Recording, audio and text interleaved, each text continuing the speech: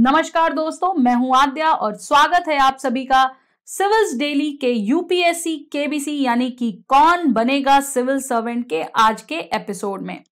तो जहां हम हर रोज नए नए काइंड ऑफ क्वेश्चंस देखते हैं, आज मैंने कोशिश की है कि मैं आपके लिए किसी एक सब्जेक्ट की इंपॉर्टेंस ज्यादा रखूं।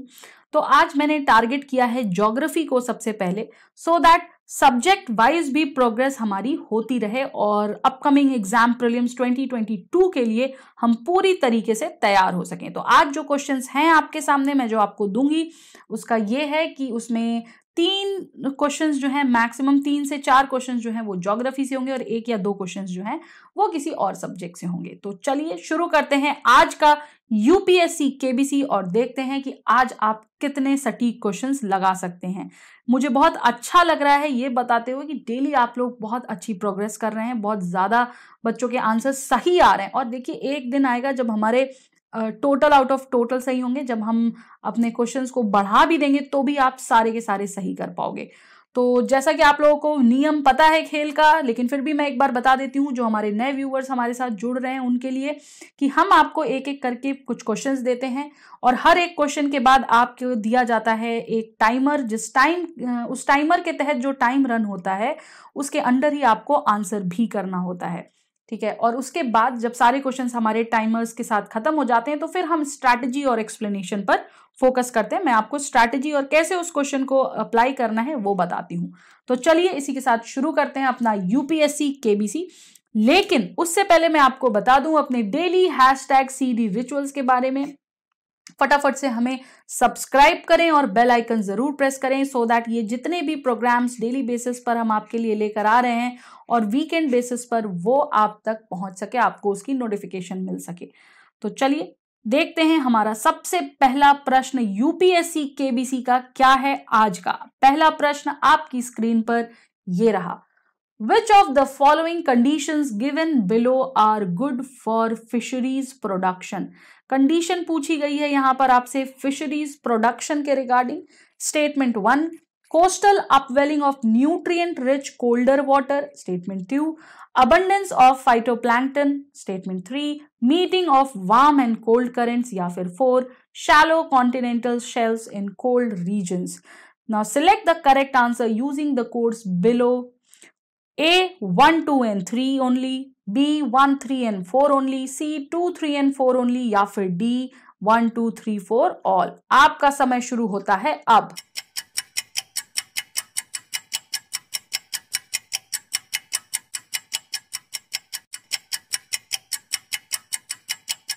समय समाप्त।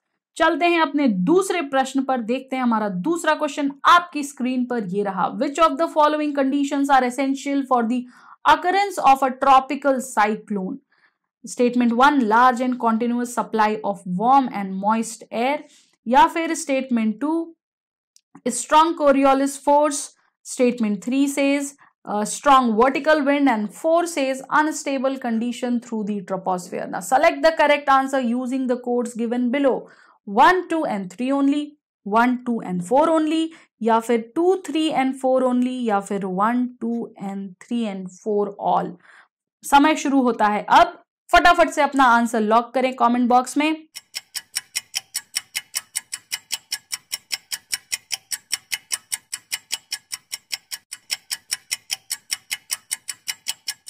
समय समाप्त। तीसरा क्वेश्चन केबीसी का आपकी स्क्रीन पर ये रहा। Which of these drainage patterns is formed when streams flow in different directions from a central peak or dome-like structure? आपको पता होगा ड्रेनेज के अलग अलग पैटर्न्स होते हैं। Number 1 trellis, number 2 radial, number 3 rectangular, या फिर डेंड्रिटिक। इन चारों में से कौन सा? समय शुरू होता है अब।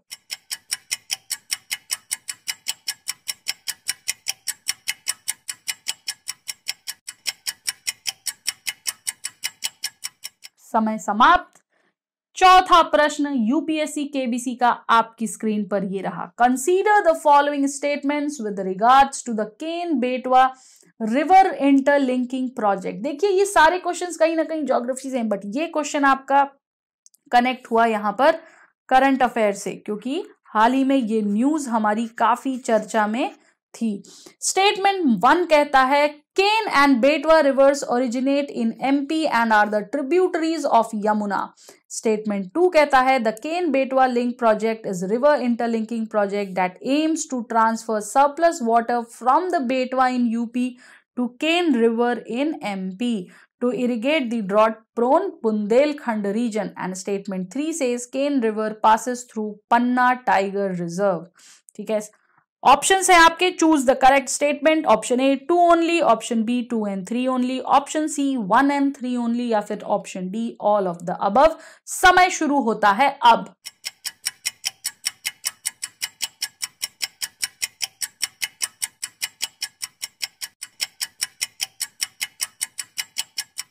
समय समाप्त।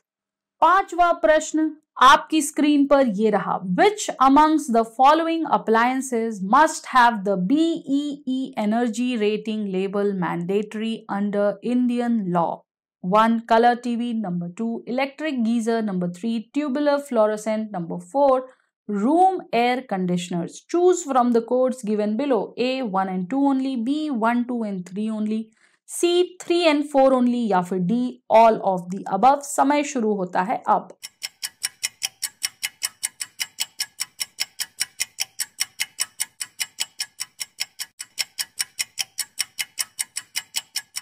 समय समाप्त। आशा करती हूँ जितने भी क्वेश्चंस आप लोगों ने आंसर किए होंगे वो सारे सही हो। चलिए देखते हैं फटाफट से एक एक करके सारे क्वेश्चंस को कि क्या है किसका सही आंसर और कैसे हम उस आंसर तक पहुंच सकते हैं। तो जो हमारा सबसे पहला क्वेश्चन था, अगर आप इसे ध्यान से देखें तो दिया है, इसमें पूछा है कि इनमें से कौन सा अच्छी चीजें हैं good for fisheries production, right.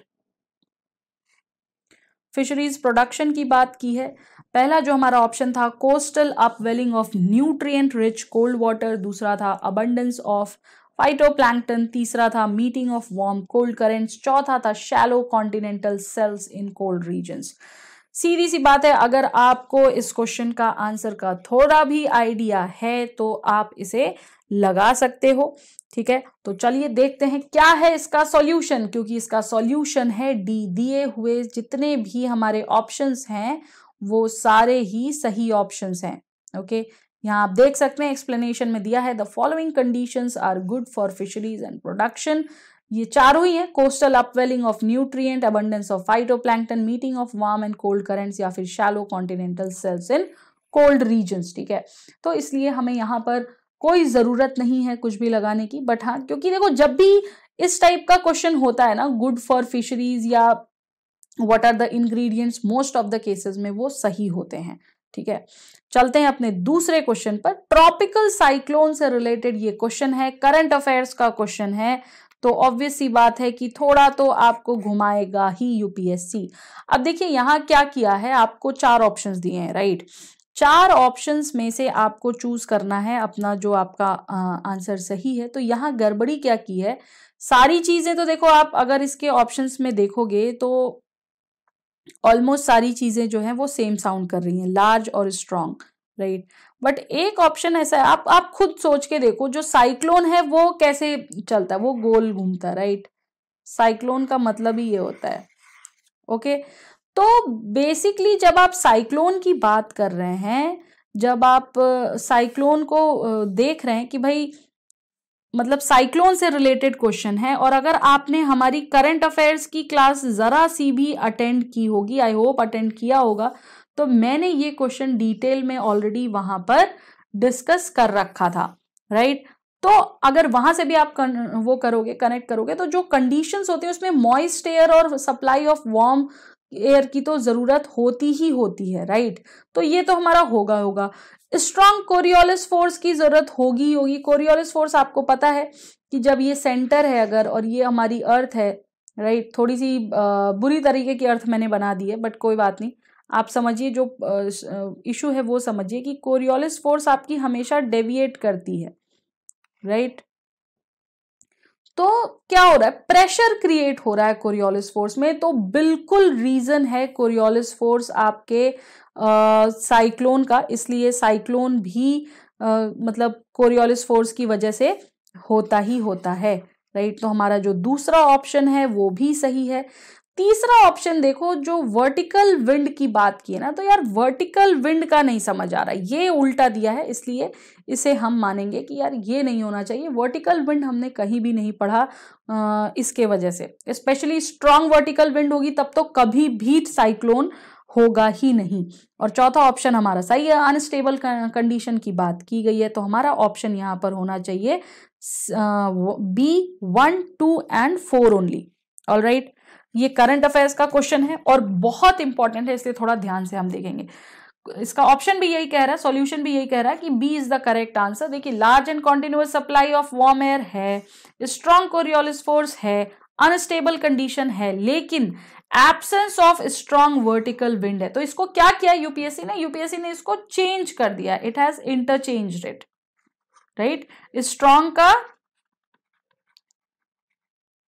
जो है इसका एब्सेंस होना चाहिए था, बट इसका प्रेजेंस कर दिया है, तो ये हमारा ऑप्शन गलत होगा। तीसरा क्वेश्चन हमारा जो था ड्रेनेज पैटर्न के ऊपर, देखिए ड्रेनेज पैटर्न अगर याद करना है ना, तो सबसे अच्छा तरीका इससे रिलेटेड डायग्राम याद कर लो, राइट। जैसे आप ये इमेज देख रहे होगे, ये इमेज मैं आपके लिए खोज कर लाई हूं।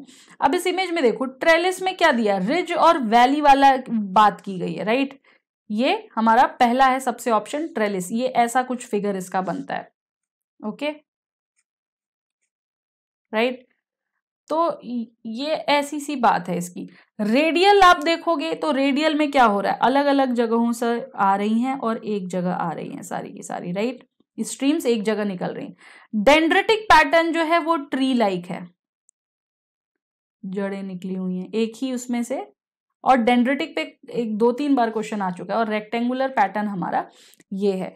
तो देखिए आपका जो क्वेश्चन है ना कि is form when streams flow in different directions, तो डिफरेंट डायरेक्शंस की बात तो हमारी सिर्फ और सिर्फ रेडियल में की गई है, इसलिए हमारा आंसर होना चाहिए बी, ओके। ऑप्शन देखिए, जी हाँ, सॉल्यूशन भी यही कह रहा है कि बी होना चाहिए। इन सब के फीचर्स दिए हुए हैं, रेडियल का यही लिखा है कि radial pattern develops when stream flows in different directions from a central peak और डोम लाइक स्ट्रक्चर, और वही हो भी रहा है, ठीक है। चलते हैं अपने चौथे क्वेश्चन पर। चौथा क्वेश्चन हमारा कह रहा है, consider the following statements with regards to the Ken Betwa river interlinking project. ये भी मैंने आपको बताया कि ये करंट का क्वेश्चन है, राइट, करंट अफेयर्स का क्वेश्चन है, ज्योग्राफी का है बट करंट अफेयर्स है।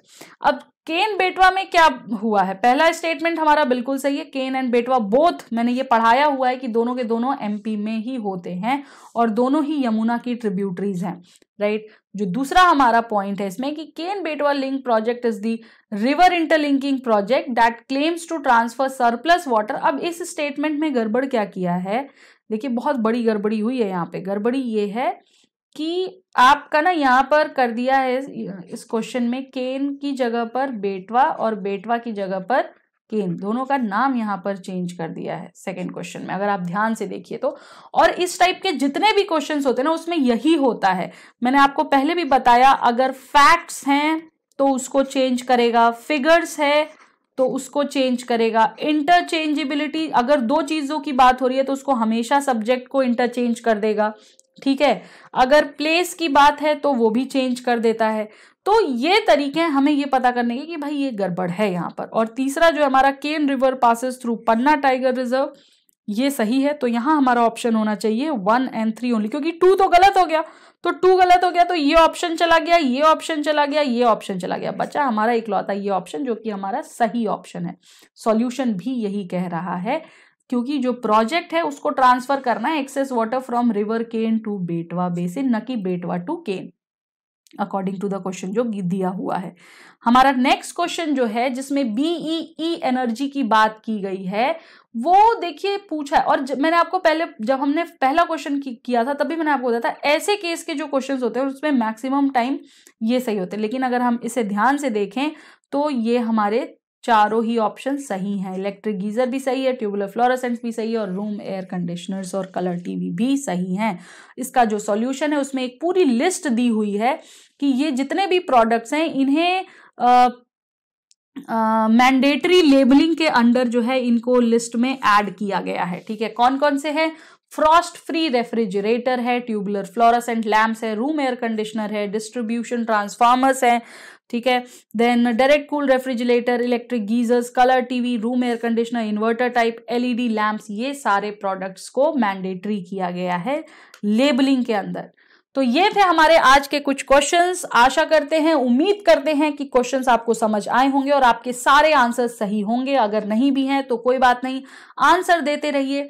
इसी तरह से धीरे धीरे प्रैक्टिस करेंगे तो आप देखिए, आप डेली बेसिस पे 5 क्वेश्चन लगा रहे हैं, ठीक है, तो महीने के ही आपके 150 क्वेश्चन हो गए। तो जब तक आप अगले 6 महीने में कितना कर लोगे, राइट?